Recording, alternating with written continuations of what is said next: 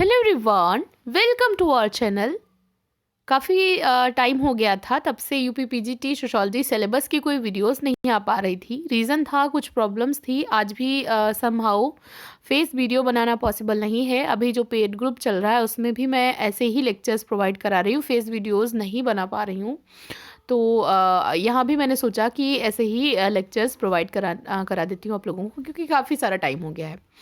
कल मैं यूट्यूब पे कमेंट सेक्शन ओपन करी थी, तो मैंने देखा एक बहुत ही प्यारा सा कमेंट था। कल्पना चौधरी, बहुत प्यारा सा कमेंट था। उन्होंने लिखा था, dear teacher, how are you, we are missing your lectures and you it's okay everything. मतलब सारी चीज़ें सही हैं। ये पढ़ के मुझे सच में बहुत अच्छा लगा कि आप लोगों को मेरी फ़िक्र है, मेरे बारे में जानने के लिए आप लोग थोड़ा सा उत्सुक रहते हो कि मैं सही हूँ, ठीक हूँ या नहीं हूँ। तो इसके बाद, ये पढ़ने के बाद तो मुझे लगा कि अब तो लेक्चर बनाना ही पड़ेगा, कंपलसरी है कि बनाना ही पड़ेगा। तो फिर आज ये लेक्चर आप लोगों के सामने है। आज का जो टॉपिक है जिसके बारे में हम पढ़ने वाले हैं वो है एक जो हमारा सिलेबस में भारतीय सामाजिक संगठन है, वहाँ पे एक टॉपिक है पुरुषार्थ। भारतीय सामाजिक संगठन में आता है पुरुषार्थ। उसको आज हम समझने की कोशिश करेंगे, थोड़ा सा ब्रीफली समझने की कोशिश करेंगे। तो देर ना करते हुए शुरू करते हैं आज की वीडियो। अगर वीडियो पसंद आए तो इसको लाइक कर दीजिए, अपने फ्रेंड्स के साथ में शेयर कर दीजिए, और अगर चैनल पे न्यू है तो चैनल को सब्सक्राइब कर लीजिए। तो शुरू करते हैं। तो पुरुषार्थ क्या है? अगर हम इसको शाब्दिक अर्थ में समझने की कोशिश करें तो पुरुष और अर्थ, ये दो शब्दों से मिलकर के बना पुरुष और अर्थ। ठीक है, पुरुष यानी मनुष्य, व्यक्ति। वो कोई भी, पुरुष का मतलब मेल मत समझ लेना, वो कोई भी व्यक्ति जो कि संसार में है, चाहे वो मेल हो फीमेल हो, कुछ भी। तो पुरुष का मतलब व्यक्ति और अर्थ का मतलब उद्देश्य। तो व्यक्ति का उद्देश्य क्या है, वो संसार में यदि है तो क्यों है, किस उद्देश्य की प्राप्ति के लिए है, कौन से लक्ष्य हैं जो कि उसके जीवन में निर्धारित किए गए हैं, जिनको उसको अचीव करना है, जिनको उसको पूरा करना है, ये बताता है हमें पुरुषार्थ। अगर हम अर्थ की बात करें तो पुरुषार्थ एक तरीके से वे लक्ष्य या वे उद्देश्य होते हैं जो कि हमें संपूर्ण जीवन काल में प्राप्त करने होते हैं, जो कि हमें हमारा अंतिम उद्देश्य की तरफ लेकर के जाते हैं। अंतिम उद्देश्य क्या होता है? हमारा जो आत्म है वो अपने आत्मज्ञान को जान ले, हम क्या हैं, हमें यह अंतिम सत्य पता चल जाए, हमें ईश्वर की वास्तविक सत्य की तरफ हमें वो चीज़ पता चल जाए, हमारा आत्मा परमात्मा में विलीन हो जाए। अंतिम सत्य क्या है? मोक्ष या कैवल्य। तो पुरुषार्थ एक तरीके से वे लक्ष्य या वे उद्देश्य होते हैं जो कि व्यक्ति अपने संपूर्ण जीवन काल में प्राप्त करने की कोशिश करता है। और उनको कैसे प्राप्त करता है?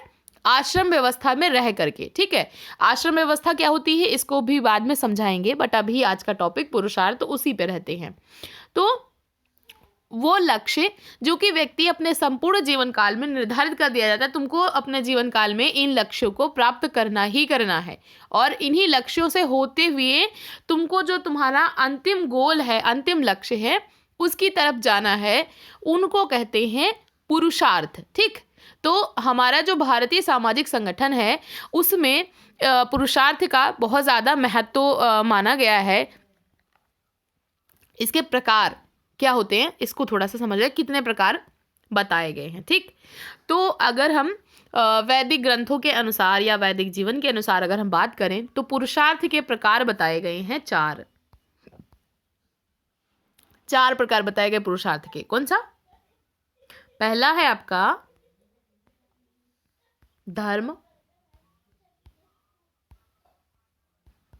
दूसरा है अर्थ, तीसरा है काम, चौथा है मोक्ष। इनको थोड़ा सा डिटेल में समझते हैं। धर्म, पहला पुरुषार्थ क्या है? धर्म।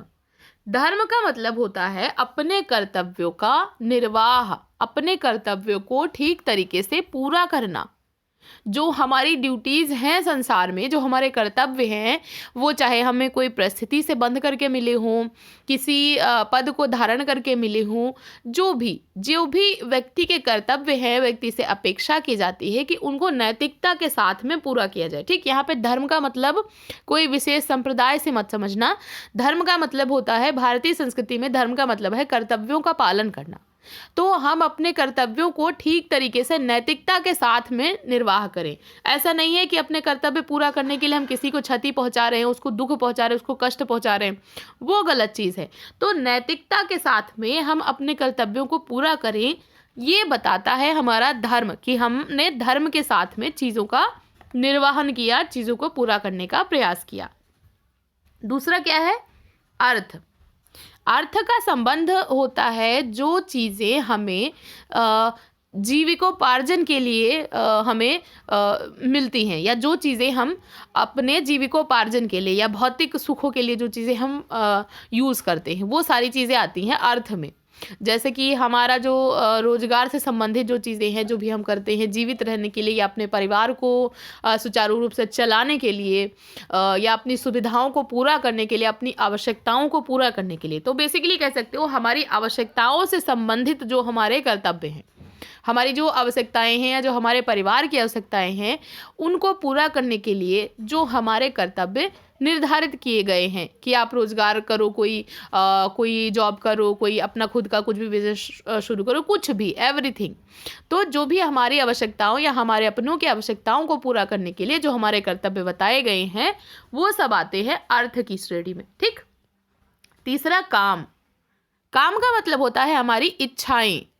ठीक, हमारी जो इडियोटिक फीलिंग्स होती हैं, हमारी जो कामुक प्रवृत्तियां होती हैं, जितनी भी हमारी इच्छाएं होती हैं भोग विलास से संबंधित, या कुछ भी कोई भी इच्छाएं जो सांसारिक इच्छाएं होती हैं, वो सभी आ जाती हैं काम की श्रेणी में। कामना, हमारी इच्छा है कि हमें ये चीज़ प्राप्त हो, हमारी इच्छा है कि हम उस व्यक्ति के साथ में रहें। तो जितनी भी हमारी कामनाएं होती हैं, हमारी इच्छाएं होती हैं, जो हमारी इडियोटिक फीलिंग्स होती हैं, और हमारा जो यौन संबंधी जो भी फीलिंग्स होती हैं, वो सारी की सारी आ जाती हैं काम के अंतर्गत। अब देखिए कितना अच्छा है कि हिंदू धर्म में सभी को बराबर महत्व दिया गया है। धर्म के साथ साथ अर्थ को भी, मतलब पैसा भी इम्पोर्टेंट है, धर्म इम्पोर्टेंट है तो पैसा भी इम्पोर्टेंट है, उतना ही जो मनुष्य की शारीरिक आवश्यकताएं हैं वो भी इम्पोर्टेंट है। तो सभी को बराबर का महत्व दिया गया। उसके बाद सबसे इम्पोर्टेंट क्या है? हमारा अंतिम लक्ष्य मोक्ष। सबसे ज़्यादा महत्व किसको दिया गया? मोक्ष को। कि अंतिम लक्ष्य हमारा क्या है? मोक्ष प्राप्ति। हमने धर्म के आधार पर अपने कर्तव्यों का निर्वहन किया, नैतिकता के आधार पर कर्तव्यों का निर्वहन किया, अपनी आवश्यकताओं को पूरा किया या अपने परिवार की आवश्यकताओं को पूरा किया, समाज में नैतिकता के बंधन में रहते हुए अपनी इच्छाओं को भी पूरा किया। लेकिन फिर भी हमारा अंतिम उद्देश्य है कि हम अपने आत्म सत्य को जान सके, हम अपने परम तत्व में विलीन हो सके, आत्मा और परमात्मा का जो संबंध है हम उसको जान सकें, उसको पहचान सकें, वास्तविक सत्य तक पहुंच सके, ताकि जो ये जीवन मरण का चक्र है ये खत्म हो जाए। क्योंकि जो भारतीय संस्कृति है वो मानती है कि जो आत्मा है वो अजर अमर है, आत्मा कभी मरती नहीं है, और व्यक्ति जैसे कर्म करता है, यदि हमने अच्छे कर्म किए हैं तो हमें अच्छे फल मिलते हैं, यदि हमने बुरे कर्म किए हैं तो हमें बुरे फल मिलते हैं। तो हमें अपने कर्मों का भुगतान करना ही पड़ता है। कुछ कर्म होते हैं जो इस जन्म में मिलते हैं, कुछ कर्मों का भुगतान हमें अगले जन्म में करना पड़ता है। तो हम ऐसे कर्म करें, इस तरीके से धर्म का अनुसरण करते हुए अपने कर्तव्यों की पूर्ति करें, ताकि हमारा जो जन्म मरण का चक्र है वो छूट जाए। मोक्ष ऐसी अवस्था होती है जहाँ पर आत्मा जो होती है वो परमात्मा में विलीन हो जाए, हमें अंतिम सत्य का ज्ञान हो जाए, और जो हमारा जन्म मरण का चक्र है वो छूट जाए।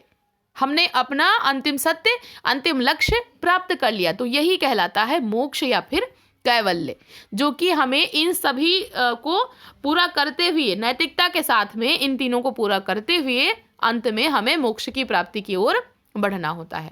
तो ये है पुरुषार्थ, जिसका हिंदू सामाजिक संगठन में एक अहम स्थान माना जाता है। व्यक्तियों को इन्हें पूरा करना ही पड़ता है। और ये एक कितनी अच्छी चीज़ है कि व्यक्ति को अपने कर्तव्यों का पाठ पढ़ाया जाता है पुरुषार्थ के माध्यम से, कि जो तुमको कर्तव्य दिए गए हैं, जो तुम्हारी ड्यूटीज़ हैं, उनको पूरा करो। तो अपने कर्तव्यों का निर्वहन करते हुए अंतिम लक्ष्य की तरफ बढ़ना, यही है पुरुषार्थ। ठीक, तो आई होप आपको ये लेक्चर बढ़िया से अच्छे से समझ में आया होगा। इसको अच्छे से समझ के नोट करते हुए चलिए और विदाउट एनी टेंशन अपनी प्रिपरेशन करते हुए कंटिन्यू चलिए।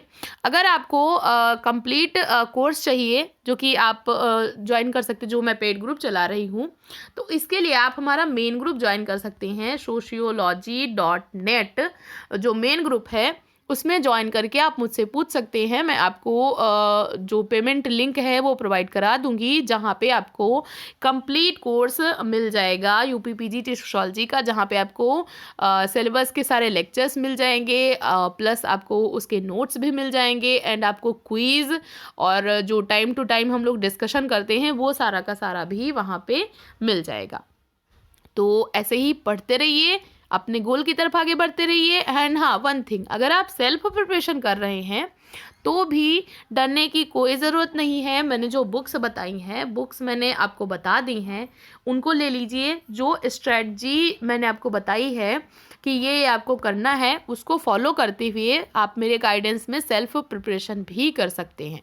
तो without any tension, without any fear, अच्छे से पढ़ते रहिए, अपने गोल की तरफ आगे बढ़ते रहिए। वीडियो देखने के लिए थैंक यू सो मच।